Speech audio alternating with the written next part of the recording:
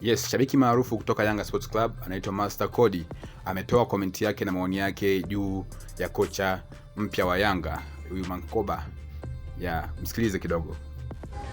Huyu kocha wetu huyu ambaye tumemtambulisha jana.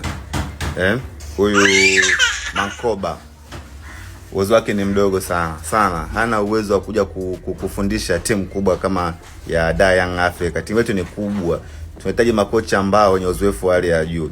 Lakini huyu kocha mimi nilivyoangalia rekodi zake na nini, performance, namna timu inavyocheza, kuruhusu magoli, nimeona kabisa huyu hawezi kuhandle timu yetu, unaelewa. Can you imagine timu ile ya South Africa pale Durban, ile Golden Arrows kashindwa kuipeleka hata nafasi ya pili au ya tatu, timu kaiacha nafasi ya 6.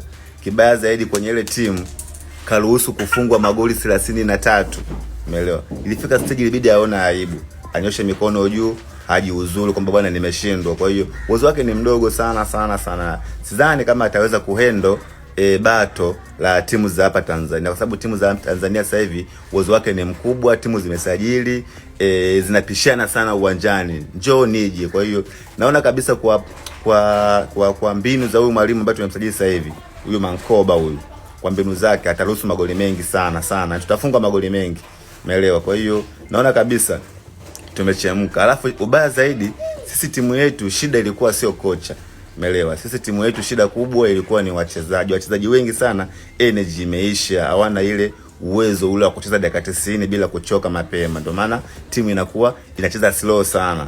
Na ndio maana mimi nikana najaribu kushauri watu tujaribu kwanza kuangalia upande wa players kabla tujaenda kwenye kocha. Makocha hawa hawana shida. Hata yule Pedro yule wamemtimua. Pedro kapata kibarua kizuri huko Uarabuni, timu kubwa. Umeelewa? Kwa hiyo shida sio kocha, shida ni wachezaji wengi, energy imeisha.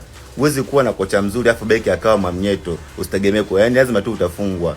Umeelewa? Kwa hiyo kwanza tuanze kutibu tatizo la wachezaji, afu tuangalie shida iko wapi kwa kocha. Lakini mimi nadhani kwa sasa hivi kocha hana shida ya aina yoyote hata kidogo. Tuangalie tu upande wa players, huko ndo kuna tatizo. Yani hapo tulichokifanya ni sawa mtu anauma kichwa afu anaenda kumtibu goti. Haiwezekani.